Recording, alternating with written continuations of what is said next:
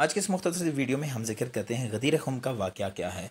हजूर सल्लल्लाहु अलैहि वसल्लम ने 18 ज़िलहज 10 हिजरी को अपना आखिरी हज की अदायगी के बाद गदीर के मौके पर एक खुतबा इरशाद फरमाया। इसी खुतबे को लेकर अहले सुन्नत और अहले तशय्युअ के दरमियान में इख्तलाफी आरा पाई जाती हैं।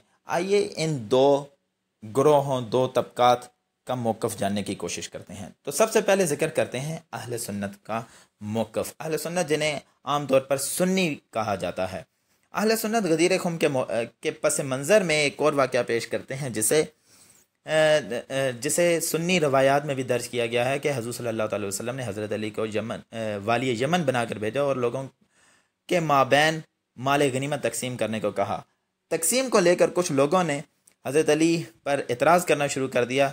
जब ये एतराज़ हज़ूर सल्लल्लाहु अलैहि वसल्लम तक पहुँचा तो हज़ूर सल्लल्लाहु अलैहि वसल्लम ने लोगों के दरमियान गदीर खुम के मौके पर 18 ज़िलहज्जा को एक खुतबा इरशाद फरमाया जिसमें हज़ूर सल्लल्लाहु अलैहि वसल्लम ने हज़रत अली की शान में कुछ कलिमात कहे और सुन्नी लिटरेचर से वो कलिमात आपके पेश नज़र हैं।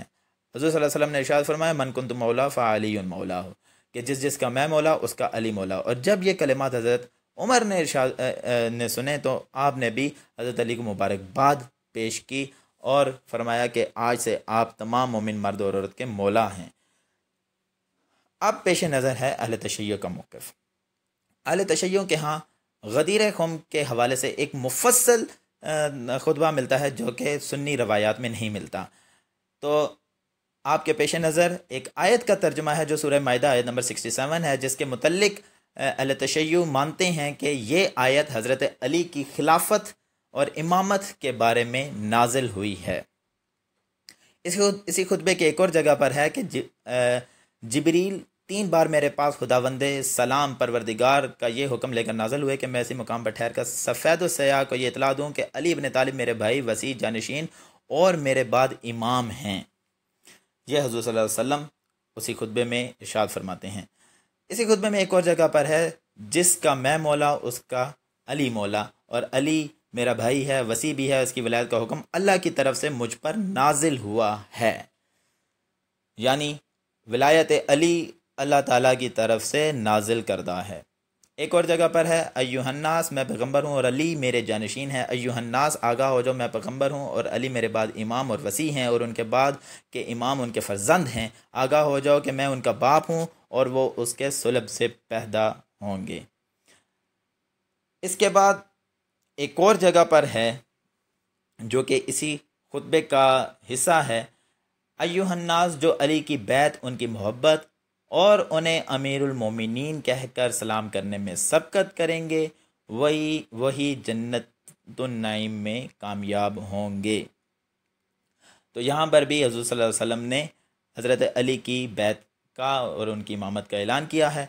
शिया 18 ज़िलहज्जा को ईद अकबर के तौर पर एक जश्न के तौर पर मनाते हैं।